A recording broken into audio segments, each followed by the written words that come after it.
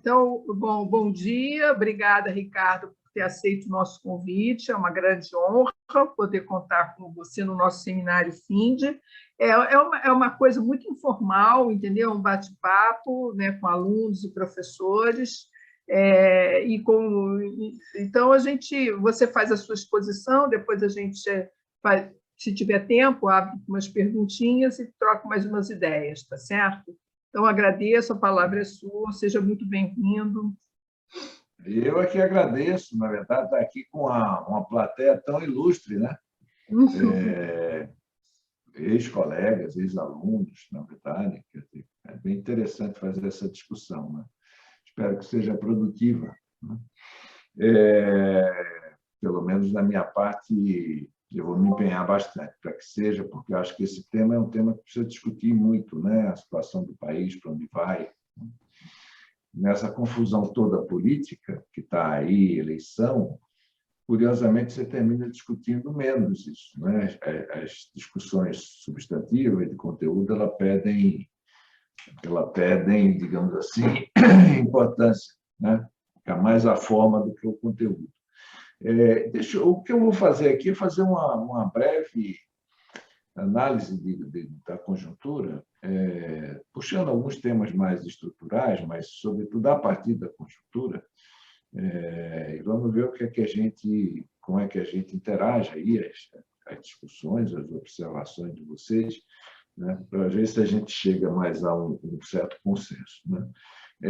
A minha ideia, na verdade, é que, depois do choque da pandemia, né, a economia brasileira retomou a trajetória dela, que é uma trajetória de estagnação. Isso aqui é verdade, nós vivemos isso depois do ciclo de expansão ali dos governos do PT, com todos os problemas que você possa atribuir a ele, de fato, houve problemas, né? Mas você foi para um patamar de crescimento em torno de 4%, né? Voltou para 1,5%. Essa é a trajetória de 2017 para cá. E eu acho que você está retomando esse patamar, né? É claro que você pode dizer, não, mas esse ano pode ser um pouquinho maior, pode ser um pouquinho menor. Tem estímulos, tem incertezas, mas eu acho que essa trajetória é uma trajetória do padrão de crescimento da economia brasileira mais, digamos assim, liberalizado, né? Ser um conjunto de reformas no sentido positivo, né, que você tem que fazer para mudar o padrão de crescimento. Isso fica, de certa forma, claro, digamos assim, quando você analisa, eu vou tentar ilustrar isso que eu estou dizendo, com a análise aí da conjuntura. Primeiro, tem a questão da economia internacional. Existia antigamente, os mais velhos sabem, a teoria da dependência, que propunha que as economias periféricas em geral e a economia brasileira, né, fosse um mero reflexo do que acontecia no centro, né, do capitalismo. Eu acho que aí veio o período todo de Bretton Woods, o fechamento das economias, relativo fechamento, né, a importância das variáveis domésticas, e eu acho que, de certa forma, você voltou para uma situação mais similar, né, a essa de uma espécie de economia reflexa, né, porque os graus de abertura, sobretudo financeiro, mas também produtivo, né, tem feito com que a economia brasileira, né, analisando mais, ela tenha se comportado muito como uma economia reflexa, né? E é isso que nós estamos observando também agora, né? Uma economia que está reagindo muito ao contexto internacional. Foi estimulada por ele, está sendo estimulada, e eu acho que, a meu juízo, vai ser desestimulada pelo contexto internacional, né? Você tem a pandemia, uma recuperação rápida, né, pós-pandemia, um pouco, né, também no caso americano, construído em cima de incentivos, né, de uma política anticíclica muito vigorosa, né? Isso aconteceu em todo lugar, mas sobretudo nos Estados Unidos. E aí partir de certo momento, a velha China começou a dar problema, eles fizeram uma política discutível do ponto de vista do controle da Covid, começaram a ter restrição de novo de oferta, que é a política de Covid, e os Estados Unidos se defrontou com uma taxa de inflação que é uma das maiores dos últimos 30, 40 anos, né? 7,5%, 8% ao ano. Né? Bom, independente da gente discutir se devia subir o juro, quanto deveria subir, o fato é que a lógica deles, né, sob o de comando da política econômica, manda fazer isso. E eles decidiram fazer, né, uma política gradual, não é igual à nossa, mas de sistemática de elevação de taxa de juros, tanto a taxa de referência quanto, né, começar a desacelerar a compra de ativos. Né? Entrou uma serra elétrica aí. Então, eu acho que é isso. Você tem uma mudança do contexto internacional. Quanto tempo vai durar? Tem dois problemas aí no contexto internacional. Eu acho que isso vai desacelerar a economia global. Os cálculos são que você perca cerca de 25 a um terço da taxa de crescimento global, que é importante. Né? Isso tem reflexo no comércio, tem reflexo no preço de commodities, né? E tem reflexo também nos fluxos de capitais para a periferia. Aliás, já começou. Né? Nós já estamos assistindo um aumento muito significativo da volatilidade desses fluxos de capitais e, de certa forma, uma retração em alguns segmentos, né? Sobretudo bolsa de valores. Né? Então, esse é um impacto, esse é um cenário, na verdade, internacional, que vai se tornar desfavorável. Né? Ou seja, olhando por essa ótica, nós temos um cenário ruim do ponto de vista internacional. Né? Até agora, nós temos nos beneficiado do ponto de vista do setor externo da economia. Né? Porque os preços, como o Brasil hoje, se você somar a atividade extrativa com o agronegócio, eles já são maiores do que a indústria do Brasil, né? Enquanto estrutura de oferta, que é de certa forma, uma volta a um padrão mais regressivo, quase pré-industrial. Né? E se você considerar ainda mais que boa parte da indústria brasileira, tirando a automobilística, algumas montadoras, na verdade, é a indústria de base de recursos naturais, né? Vocês veem quanto a gente está dependendo desse segmento. Então, o setor externo, na verdade, é muito importante, né, para a trajetória do comércio exterior da economia brasileira. Né? E nós estamos, por exemplo, com um saldo comercial excepcional, crescendo. É uma das poucas fontes de crescimento da economia brasileira, é o saldo comercial. Né? E é provável que eu acho que nós vamos perder isso, né? Ou parte disso, né? Por conta dessa desaceleração global e o impacto do preço de commodities. Né? Então, isso é importante. Essa fonte, né, que é uma fonte importante, e depois eu vou me referir, inclusive, do ponto de vista da taxa de investimento também, né? É importante, nós vamos, digamos, amortecer. Né? Tem sido uma fonte de sustentação do crescimento. É verdade que você tem aí as exportações com todo esse declínio, no fundo, da atividade manufatureira e da demanda agregada doméstica, ela passou a ser quase 15% da demanda agregada. Ela cresceu muito. Né? Mas, mesmo assim, se você pegar o saldo, né, ele é a categoria de demanda agregada menos importante, aí, né? Tirando o saldo primário. Né? É muito menos relevante do que o comércio, ou do que o consumo e do que o investimento. Então, de qualquer forma, foi uma trajetória boa e sustentou. Eu acho que isso vai passar a contribuir, eu não diria negativamente, mas muito do estímulo que vem daí vai diminuir. Né? Então, esse é um freio que nós vamos ter nesse já medíocre crescimento da economia que nós estamos observando. Né?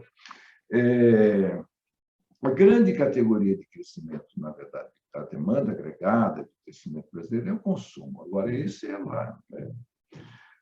Você tem uma certa recuperação do emprego, não é? Sobretudo porque o setor de serviços se recuperou muito significativamente pós-pandemia. Agora, mais recentemente, porque você tem uma liberalização maior, mobilidade maior e tal, você recupera, que estava muito reprimido, né? O setor de serviços. Mas o impacto disso no mercado de trabalho é muito discutível, porque o emprego cresce, mas cresce de uma forma muito mais precária, com muito mais informalidade e, sobretudo, com a taxa de salário. O crescimento do salário é negativo, né? A massa salarial do Brasil, ela ainda não alcançou o nível pré-pandemia de 2019, né? Ainda tem contração da massa salarial no Brasil por conta da queda do salário. Isso é ajuste, no fundo, é a volta do crescimento do mercado do trabalho com outro padrão muito mais precário, né?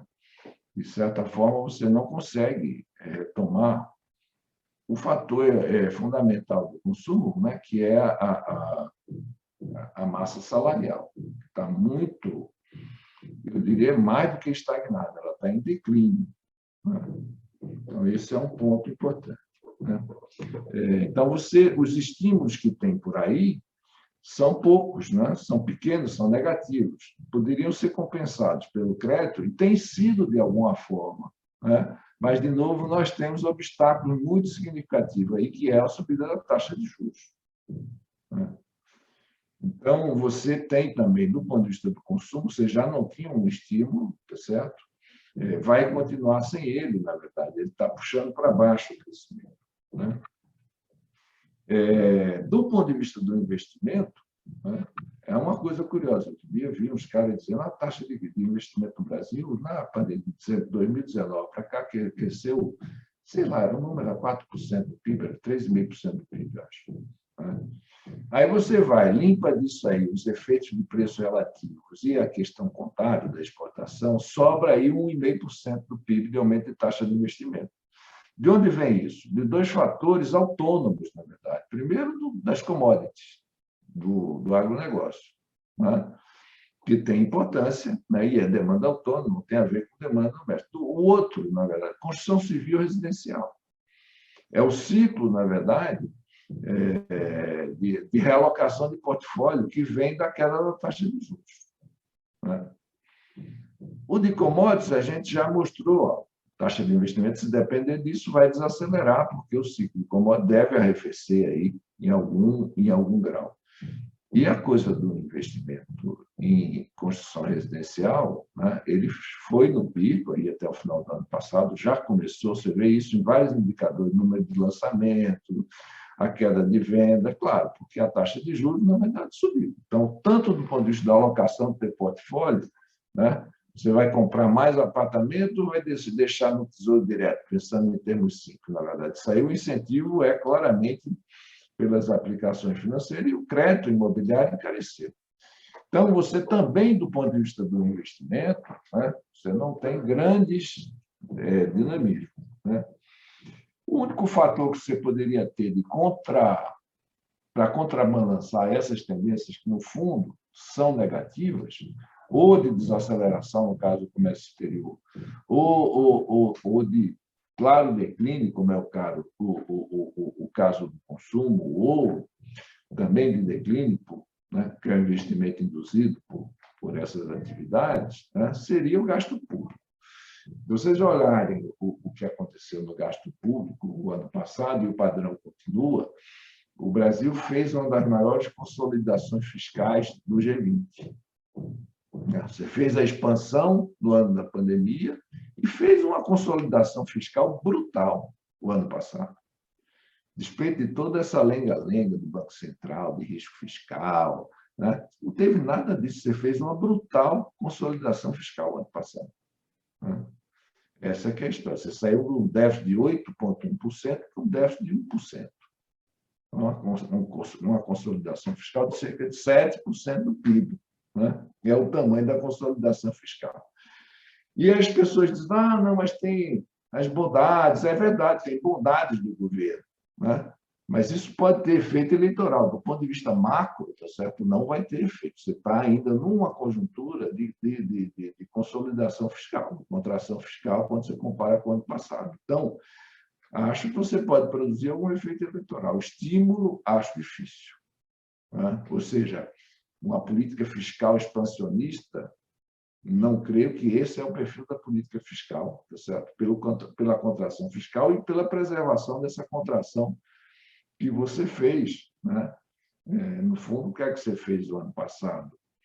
Você esterilizou todo o aumento de receita que se teve, que é muito procíclica, inclusive fez sua consolidação fiscal. É isso que aconteceu. Tá certo? Então, por aí, né, para não falar, claro, do orçamento de investimento, que é um dos menores da história, porque aí você poderia ter alguma indução sobre investimento privado, né? Mas aí você transformou isso numa coisa fisiológica. O investimento, parte dele hoje é feito nessa coisa do orçamento secreto, ninguém sabe para onde vai exatamente, e o investimento que tem alocação definida nas rubricas do orçamento, esse caiu para um patamar de cerca de menos de 1%, né? 0,5%, na verdade, do PIB, né? Que é um dos menores da história. Então, por aí não vem dinamismo também. E o Banco Central resolveu reagir ao choque de preços, na verdade, que não é um choque qualquer, não é uma quebra de safra de hortaliça, nem o preço do tomate, né? É um choque de preço de combustíveis, né? Que são insumos de uso generalizado, né? Você tem uma economia muito dolarizada e isso passou para os preços, né? E, a partir de certo momento, também para as expectativas. E o Banco Central usou, né, a meu juízo, de uma forma exagerada, a política de juros, né? A expectativa do mercado é que você vá para 14% de Selic, né, nas duas próximas reuniões. 14 alguma coisa, né? Vai derrubar a inflação? Meu juízo vai depender muito da trajetória da economia internacional, né, e da trajetória da taxa de câmbio. Ou seja, commodities mais taxa de câmbio, esse é um fator determinante, né? Porque o choque é um choque dessa natureza, né? Você podia fazer várias coisas aí, desdolarizar os preços de combustíveis, né?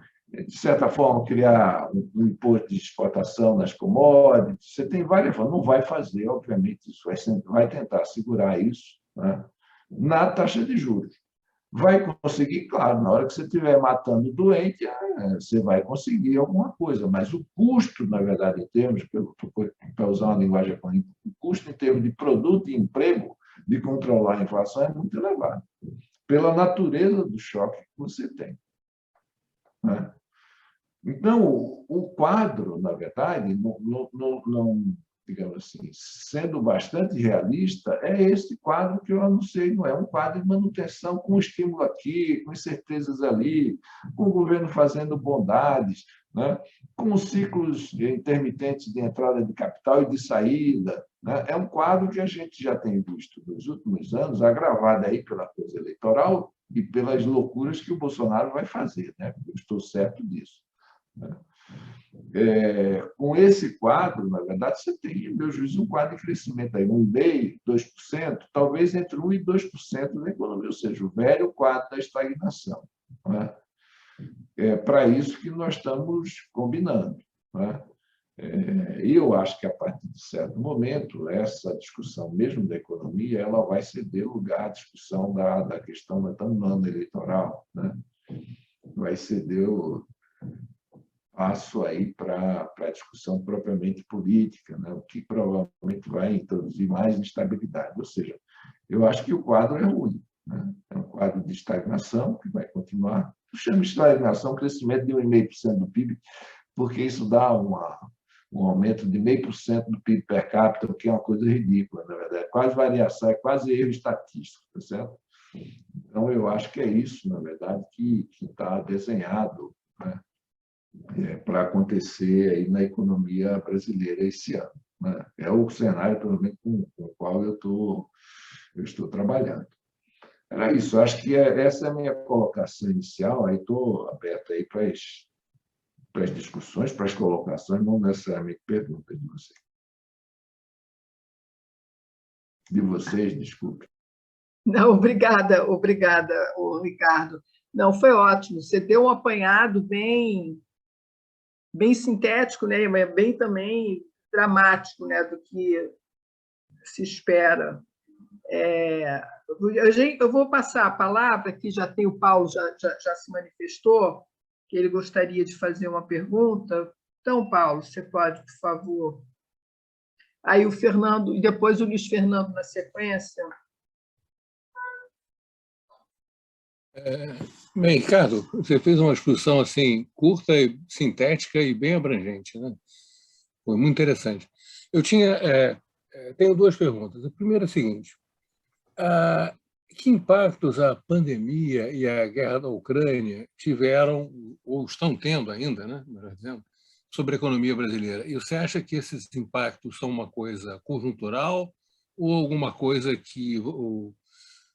vai ficar e vai mudar um pouco a estrutura da economia brasileira em função desses dois choques, digamos assim? E a segunda pergunta é o seguinte: você fala que a perspectiva desse ano é de estagnação. Supondo que o Lula ganhe a eleição, né, todos nós estamos torcendo para isso, o que você espera do ano que vem? Ou seja, o que um governo Lula poderia fazer para mudar essa situação? Eu espero ou já vou Não sei, comentar? Luiz, a sua pergunta emenda ou é outra? Não, ela tem a ver com a pergunta do Paulo. A Né? pergunta do Paulo, a segunda é chave. É outro seminário. É mais na linha da segunda questão, né? Mas eu queria centrar, né, numa questão que é a seguinte. Na verdade, duas questões no sentido de pensar em 2023, né? Com a desejada vitória do Lula, né? Primeira questão, acho que são duas questões. Primeiro, é uma questão mais institucional, né? Porque a gente atualmente está com um Banco Central independente, né? Foi final do ano, passou meio desapercebido, mas foi aprovada uma nova norma cambial que permite o Banco Central, inclusive, criar contas de residentes em moeda estrangeira, sendo que a nova norma cambial estabelece que o ritmo desse processo vai ser feito determinado pelo Banco Central, que atualmente é independente, né? Então deixou na mão do Banco Central, né, elementos, né, que pode inibir ainda mais o policy space. Quer dizer, o ritmo do processo da liberalização financeira está na mão do Banco Central, que está independente, né? Então, por outro lado, temos aí, essa é uma bomba, né, que está aí, né, como é que pode ser, em algum momento, armada, está aí. Tem a questão, como você colocou, a questão do orçamento secreto, né? Então, você transferiu, né, uma parte dos gastos discricionários, uma parte importante dos gastos discricionários para o Congresso. Isso para o Bolsonaro não é problema, né? O Bolsonaro ele não tem uma agenda de construção, né? Então, para ele, é até bom. Ele deixa o Congresso se divertir para os interesses locais e apoia ele, pede impeachment, ainda faz uma aliança mais robusta, né? Então, mas está aí também essa coisa que vai ter que ser desarmado. Acho que talvez essa seja até menor. E tem a questão ainda do teto dos gastos, né? Também como é que vai mexer nisso aí, né? A gente sabe que essas pressões, né, que estão tendo aí dentro do mercado, né, de colocar... Se sabe que não existe terceira via, a pressão é tentar colocar o Lula mais para o centro, né, inclusive em termos da política econômica, né? Então, esse é o contexto que eu estou querendo colocar e te perguntar o seguinte: como é que, comparando 2022, 2023 com 2002, 2003, né? como é que você enxerga se a gente tem mais espaço de política agora ou menos espaço de política para adotar políticas desenvolvimentistas? Essa é a minha pergunta. Obrigado, Ricardo, pela excelente apresentação.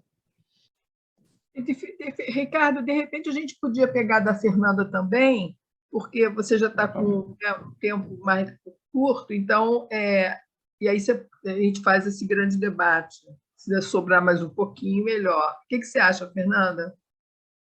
Tá bom, obrigada. A minha pergunta é mais na linha do ano que vem. Eu tenho um receio enorme por duas questões, né, dessa eleição. Eu acho que a gente está pondo muita esperança no Lula, e aí isso gera frustrações inevitáveis.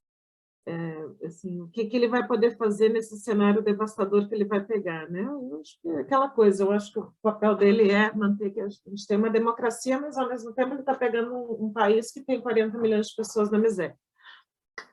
Então, assim, a pergunta objetivamente é o que é que o novo governo, assumindo que a gente vai ter um novo governo, o que um novo governo deve começar a fazer o ano que vem? E aí, também, emendando nessa primeira pergunta com a segunda, Carmen e eu, a gente está com essa agenda da transição verde, especialmente na questão do sistema financeiro, mas a gente tem se debruçado muito na necessidade de uma coordenação do Estado e na necessidade de uma mudança que seja transversal a todas as políticas para que a gente passe por um processo de uma economia mais sustentável, que é algo inevitável, e o espaço temporal para que isso aconteça é 8 anos, basicamente, algo que provavelmente não vai acontecer. Isso é uma oportunidade para o Brasil, é um desafio enorme, mas é uma oportunidade enorme. E eu queria saber a tua opinião sobre as políticas que o provável e desejável governo Lula vai fazer nesse sentido. Essa é uma pergunta que, para ser justa, o Paulo Gonzaga sempre me faz, mas eu gostaria de ouvir de ti esse ponto. E, por fim, que não era uma pergunta que eu ia fazer, mas eu, embalando aqui no que o Luiz está falando, entre 2002, essa comparação entre 2002 e 2022, eu particularmente vejo com muito interesse, porque tenho lido muito sobre isso. Qual que é o espaço de política econômica que o novo governo do PT vai ter comparado àquele ano que a gente já teve que ser CDP? Obrigada, Ricardo. Eu só queria fazer uma observação, Carmen e Adriano. Nós temos uma nova participante, a Tereza. Exatamente. Seja bem-vinda, Tereza. Bem-vinda, Tereza. Obrigada. Eu atrasei porque a reunião lá do trabalho demorou e eu cheguei aqui um pouco tarde, mas foi bem interessante. Obrigada. Obrigada. Então, Ricardo, falava com você. Bom, se eu conseguisse responder isso, mas vou tentar, né? Então, eu acho, na verdade, que você, pelo menos, né, do ponto de vista do que a gente pensa, nesse grande conjunto de economistas desenvolvimentistas, usar esse termo, eu gosto desse termo, porque, no fundo, as filiações teóricas às vezes são diferentes, não é mais keynesiano, ou é mais marxista, ou é mais kalekiano, tem vários, outro é mais strafiano, mas eu acho que o que tem, na verdade, comum nesse grande grupo é você pensar que você pensa a economia e o crescimento e a inclusão social a partir de um certo, não, eu não diria protagonismo, mas da importância do Estado, né, e das políticas econômicas públicas. Então, esse é o grande ponto de união, né, que há entre os economistas progressistas. É uma certa tradição da herança desenvolvimentista, novo, social, o que quer que seja, né? Eu acho que esse ponto é um ponto relevante. E aí você tem, mas o desenvolvimentista também é economista da Unicamp, e alguns aí são economistas do PT, tudo é subconjunto, na verdade. O importante é que essa ideia de que você não consegue fazer desenvolvimento, né, no sentido mais preciso da palavra, desenvolvimento, né, sem você ter algum grau né? Aí cada um vai pensar de uma forma variável isso também, de intervenção do Estado na economia, né? Mercados regulados, tem toda uma discussão aí importante. Então, desse ponto de vista, né, nós sabemos o que tem que ser feito, né? Você precisa, na verdade, fazer uma política anticíclica pesada para poder dar o start aí do crescimento da economia, porque do jeito que está, não é o gasto privado que vai começar a mobilizar essa economia, certo? Então, você precisa fazer programas sociais importantes, turbinar os programas sociais, você precisa fazer uma política de investimento público, mobilizar as estatais, né? E, a partir daí, começar a pensar as políticas mais estruturantes, política de infraestrutura, política industrial, né?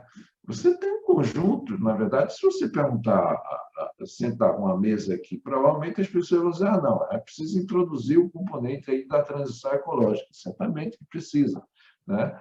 O outro vai dizer, precisa introduzir mais um componente da coisa do sistema de financiamento público, claro, usar os bancos públicos, mais, tudo isso é verdade, tá certo? A gente pode detalhar e chegar a um certo consenso do que tem que fazer, né? Aí eu volto para uma reflexão, que é uma reflexão mais complexa, que tem a ver com o grau de liberdade que você vai ter que fazer isso, para fazer isso, né? E esse grau de liberdade, ele envolve, a meu juízo, dois determinantes diferentes. Um, né, a coisa das relações político-institucionais, né? Eu chamo a atenção no seguinte, você tem, na verdade, o Congresso brasileiro, ao longo dos últimos anos, né, piorou de uma forma muito significativa, no sentido de que a representação da direita, dos lobbies mais reacionários, da coisa ideológica e tal, praticamente tomou conta do Congresso. Isso vem no crescendo, piorou, já deu ali no início do governo Dilma, já dá uma piorada muito significativa e só tem feito piorar, né? Um retrato disso é o Arthur Lira, que é o presidente da Câmara, tá certo? Ou é fisiológico, ou é reacionário, é uma mistura dessas duas coisas, no fundo, né? E, então, o que é que estou querendo falar com isso? Eu estou querendo dizer que uma das limitações dos graus de liberdade que você vai ter para fazer política econômica, política fiscal, política de gasto, o que quer que seja, política de saúde pública, de inclusão social e tal, vai ser o Congresso Nacional. Começa por aí, né? Por exemplo, a superação do teto de gastos depende do Congresso, né? Essa é uma história que precisa começar. Então, digamos assim, eu vejo, e isso aí não é um problema de eu desenhar a política que eu quero fazer. Eu sei, nós sabemos, se nós sentarmos aí, né, esse conjunto que eu estou falando, a gente desenha, né, com alguma discordância, com alguma ênfase e tal, a gente desenha uma política social mais estruturante, melhor, etc., né, um programa anticíclico. O problema é se eu vou conseguir passar isso no Congresso Nacional, né? Então, esse é o primeiro obstáculo, né? E eu acho, por exemplo, aí que o Lula tem razão quando ele fala que a questão do Congresso é decisiva para conseguir governar. E é mesmo, né? Porque não vai dar para governar com mensalão, com orçamento secreto, né? Essa coisa do orçamento secreto, um governo minimamente republicano não pode admitir, né? Isso não dá para fazer, né? Isso é um roubo à luz do dia, né? Então, mas você vai sofrer oposição. E eu acho, quer dizer, eu sou, de certa forma, não sou muito otimista em relação a isso, porque eu gosto de ler pesquisas, não pesquisa de opinião, mas pesquisas sobre a estruturação da sociedade, o que pensa politicamente a sociedade. E a verdade é que a sociedade brasileira, como a sociedade, digamos assim, global, foi mais para a direita, né? Esse é um dado de realidade, pode ser até que mude, mas isso está presente no mundo todo, né? Então, eu acho que o primeiro obstáculo para você fazer uma política, digamos assim, melhor, né? Ou uma política que você consiga, né, dinamizar crescimento, inclusão, etc., bate no Congresso. Desse ponto de vista, é pior do que 2002. porque você elegeu um Congresso em 2003 melhor, né? Elegeu em 2002 para a partir de 2003, elegeu um Congresso melhor do que esse hoje, né? E vai depender muito da composição desse Congresso, que eu acho que não vai melhorar muito, né? Então, esse é a primeira questão. O segundo obstáculo não é de natureza política institucional, é de natureza mais, digamos assim, econômica, né? Que eu sintetizaria no Banco Central independente, né? Não é só o Banco Central em si, é o conjunto de interesses que estruturam os rentistas brasileiros, que tem a sua expressão maior no Banco Central independente, tá certo? Porque o Banco Central independente no Brasil, ao contrário de outros países, ele maneja interesses decisivos, muito mais do que nos outros países. Não é só a política monetária, é a política cambial e a política de crédito, certo? Então, essa a questão, né, do grau de concentração de poder que você tem hoje encastelados em torno do Banco Central independente, né? E eu não subestimo o poder desses interesses em viabilizar, na verdade, determinados tipos de política. Eles fizeram isso no governo Bolsonaro, né?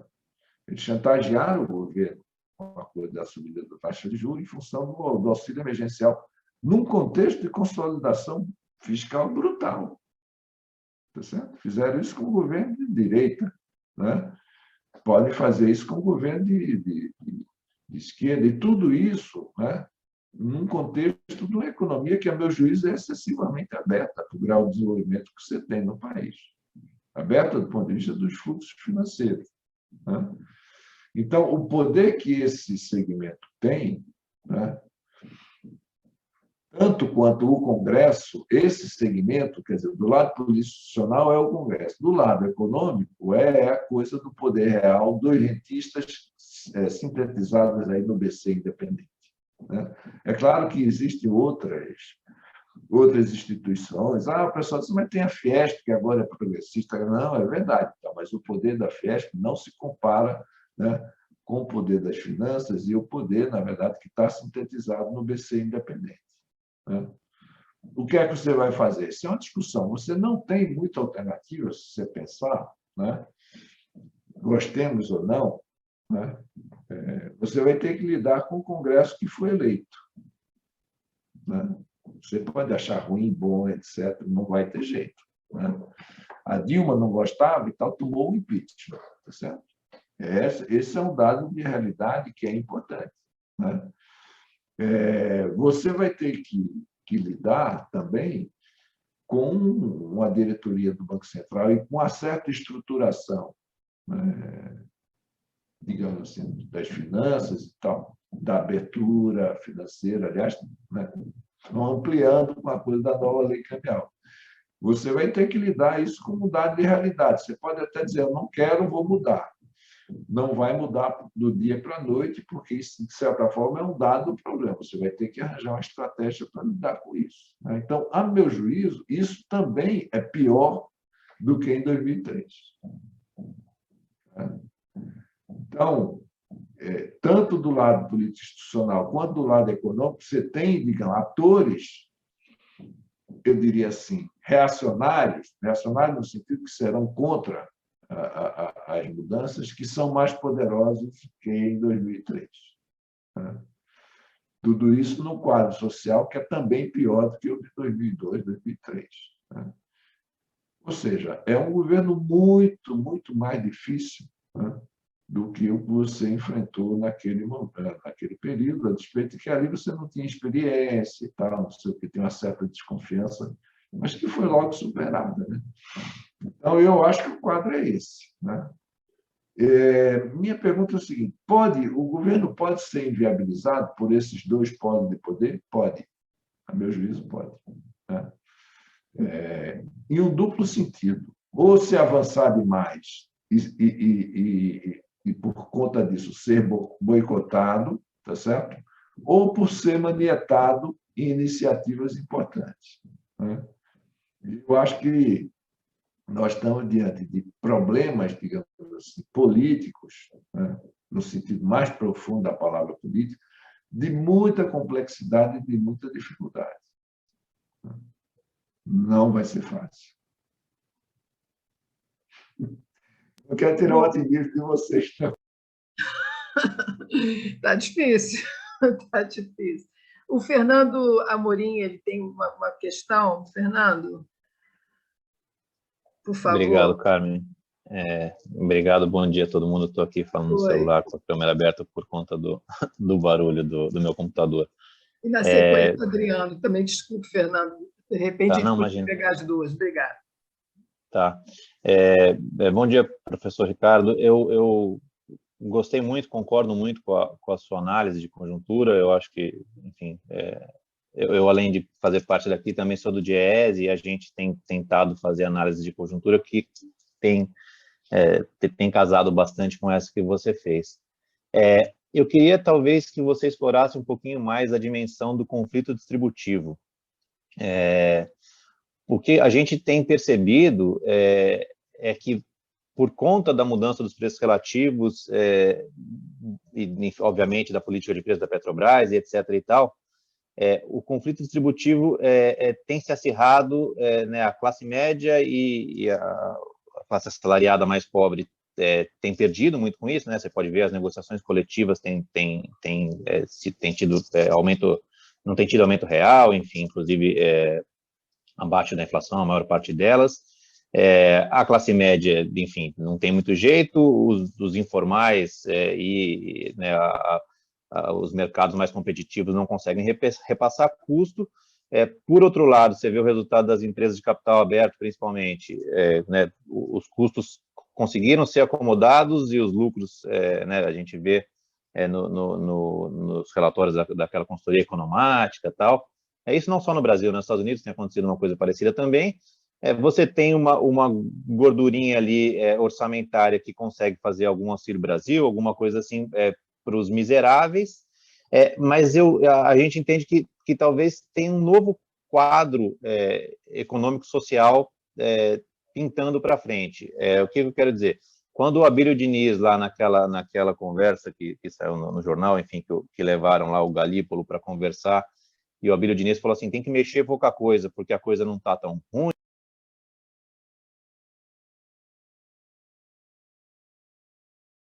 Falhou minha ligação? Não faz? Desculpa. Para o Abílio Diniz, eu compreendo, ele está olhando ali os dados do grupo dele e tal, está tudo bem, a coisa vai muito bem. Mas, obviamente, que com o novo governo, a depender da política macro que for feita, você vai ter que mexer nesse novo quadro, né, de conflito. É uma nova realidade que não estava colocada em 2002, 2003, que não estava colocada nos últimos anos, ou seja, essa mudança nos preços relativos tem impactado muito essa relação entre classes. E aí eu vejo que qualquer movimento que o governo for fazer para tentar reconsertar isso não vai ser muito bem encarado, tal, porque tem gente ganhando dinheiro, claramente, com toda essa política que vem sendo implementada, desde a política pública de preços de paridade internacional até a política monetária, né, o ajuste recente. Então, eu queria que você comentasse um pouco essa dimensão do conflito distributivo para esse ano e para o próximo governo com relação à política macro. Obrigado. Adriano, você quer fazer a sua agora? Sim, pode. Mas, primeiro, agradecer o Ricardo pela exposição, que eu acho que também foi sucinta, mas pegou tudo.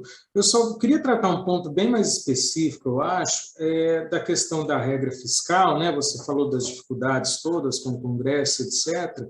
Mas, assim, você tem, enfim, nas suas pesquisas e reuniões que vocês fazem, uma ideia já de qual seria a melhor regra fiscal para ser adotada? Assim, tem uma regra fiscal para ser adotada? Existe um ideal? A gente sabe que o teto não mas qual seria a sua ideia sobre isso? A gente tem que ter uma regra fiscal e qual seria, assim, um desenho mais geral dela?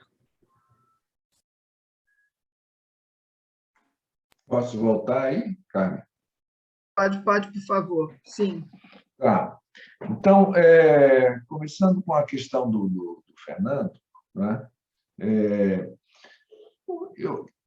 Nós temos aí que enfrentar se você sai um pouco do horizonte imediato, né, dos problemas que nós temos, que são graves, né? Eu moro aqui num bairro que é próximo do centro, em São Paulo, né?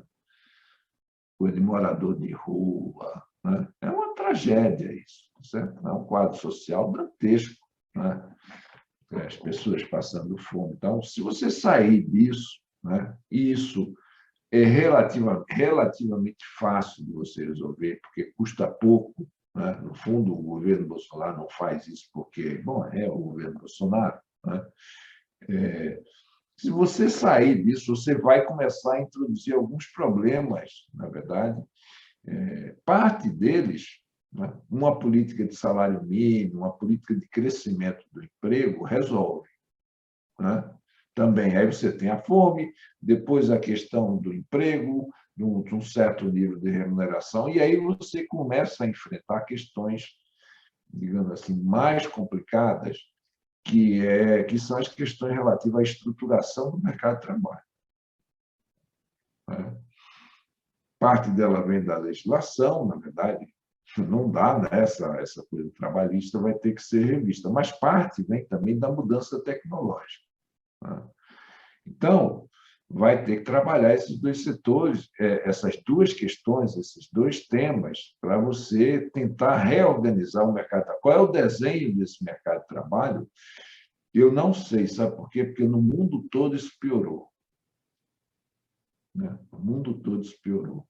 Em alguns lugares mais e outros menos, né? Então, eu acho que esse é um debate, na verdade, que vai ter que ser feito, né?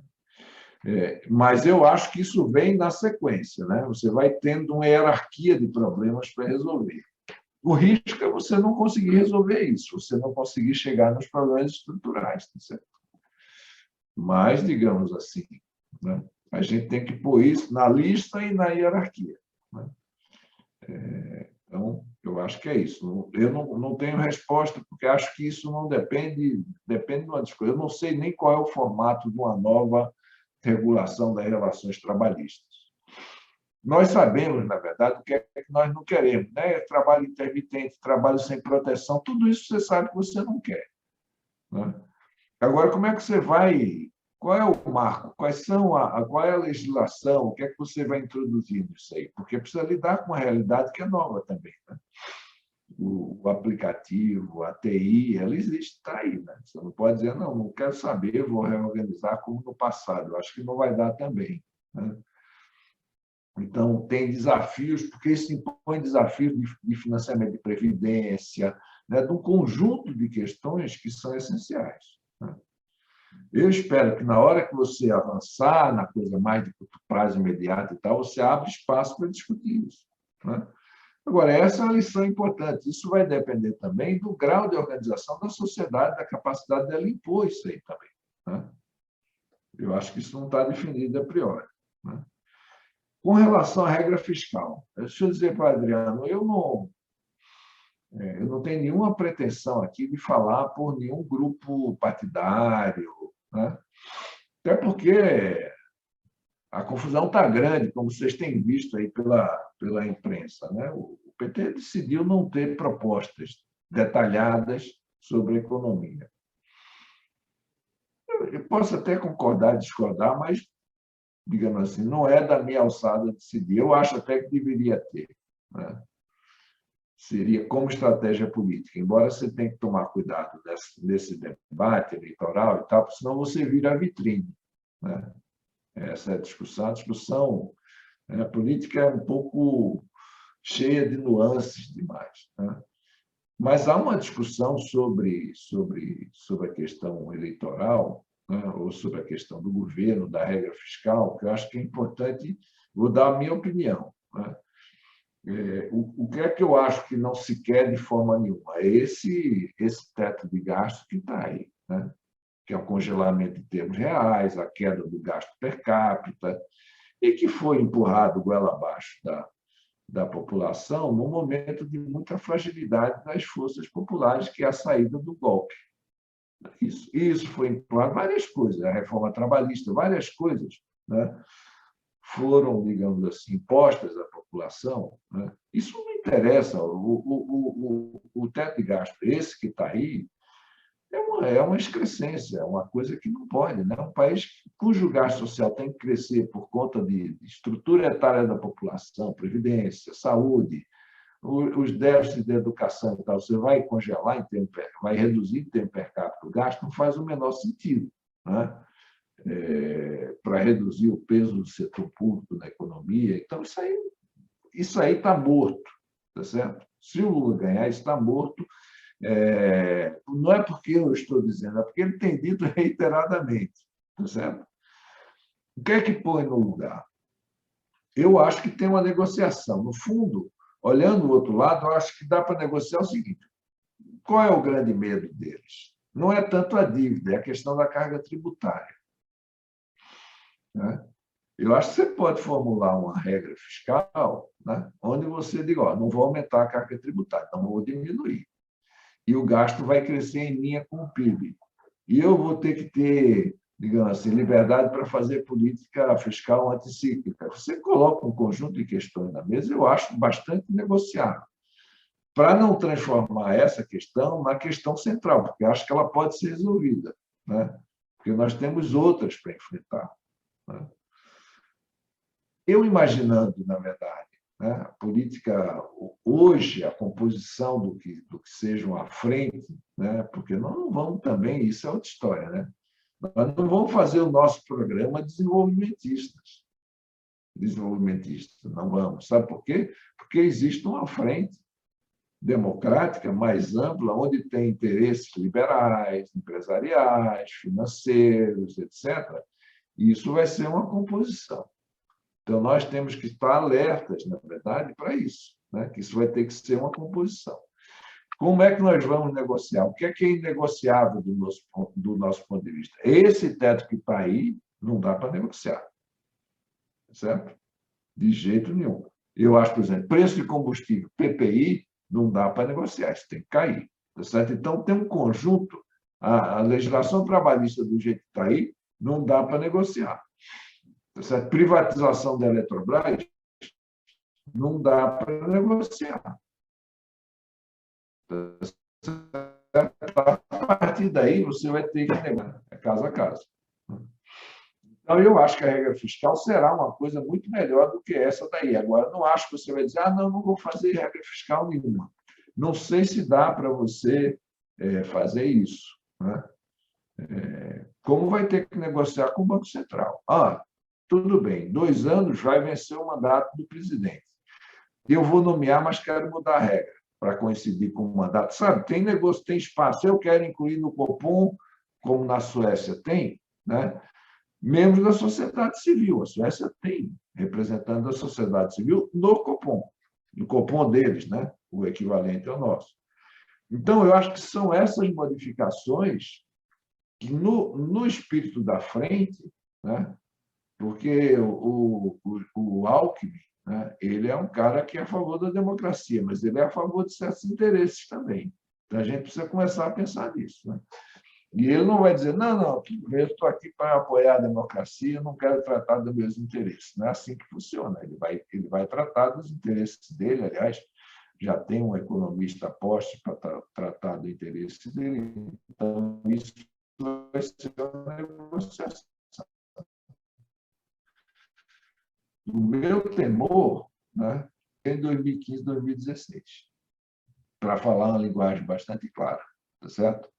Onde nós fizemos uma política errada, mesmo considerando que você não tinha o espaço que certas correntes de esquerda imagina que tinha, não tinha, tá certo? Você vinha num processo de desaceleração, de perda de saldo fiscal, de piora de uma série de indicadores, você não tinha tanto espaço. Agora, você fez a política pior possível. Perdeu o rumo, tá certo? Então, esse risco também existe, dependendo de quem, porque são o PT, as correntes do PT, a esquerda, tá certo? Olha a quantidade de gente que você está misturando nessa frente. Mesmo se fosse uma frente de esquerda, já seria ampla para boa. Agora, imagina você como frente democrática. Né? Então, tem todas essas questões que são questões que terão que ser levadas em consideração. Não é fácil, né? Não é fácil. Eu acho que, por exemplo, o PT, qual é a vantagem do PT, né, nessa história toda de ser a liderança? Ele tem experiência de negociação, né? O Lula tem experiência de negociação e tal. Isso é uma vantagem, né? Agora, riscos existem, né? Riscos existem. Eu não acredito em guias geniais nessas coisas. A parte do que a gente está discutindo aqui vai ter que continuar sendo discutido. Não, ganhamos a eleição, a partir daqui está resolvido. Não. O debate continua, as forças de pressão, contrapressão, vai ser isso o tempo todo, né? A vantagem é que não é com o Bolsonaro, né? Já é uma vantagem enorme, né? Bom, mas... Ricardo, deixa eu fazer um comentário assim.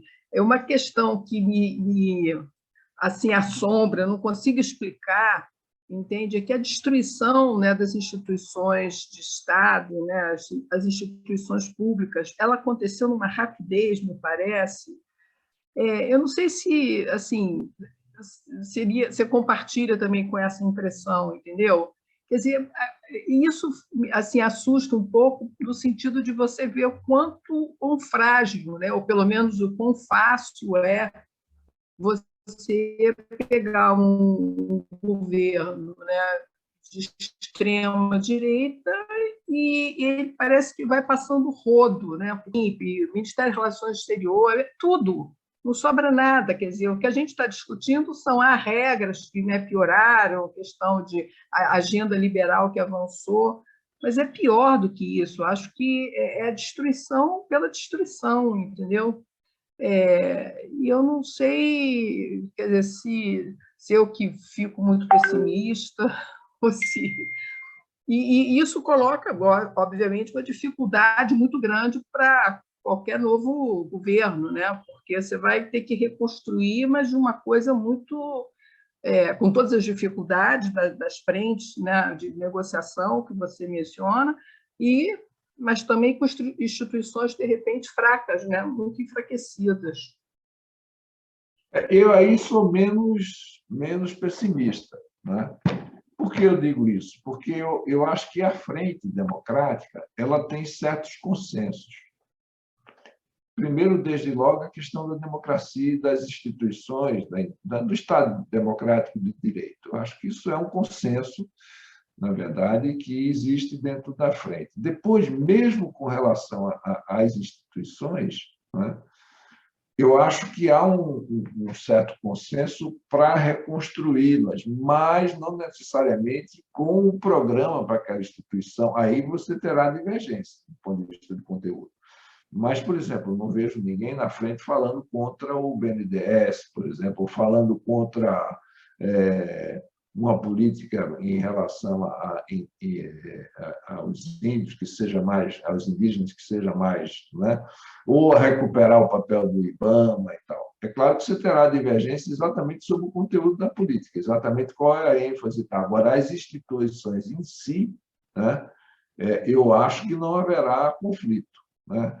Ninguém se oporá a você recuperar o conjunto das instituições que foram, de certa forma, construídas e foram, de fato, rapidamente destruídas, né? Ninguém vai se opor. Você vê, por exemplo, um negócio que está me surpreendendo, né? É a discussão que está rolando na Globo News sobre a questão da educação paga. Eles têm se posicionado contra a educação paga universitária, né? Então, eu acho que há, em relação a essas questões, a instituições, ao papel do SUS, por exemplo, que os militares querem que sejam pagos, né, no programa dele, né?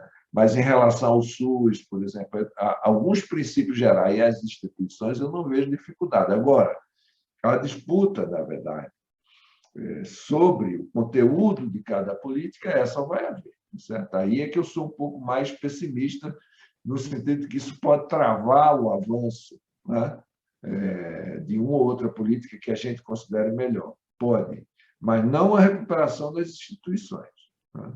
Aí eu acho que haverá um certo consenso.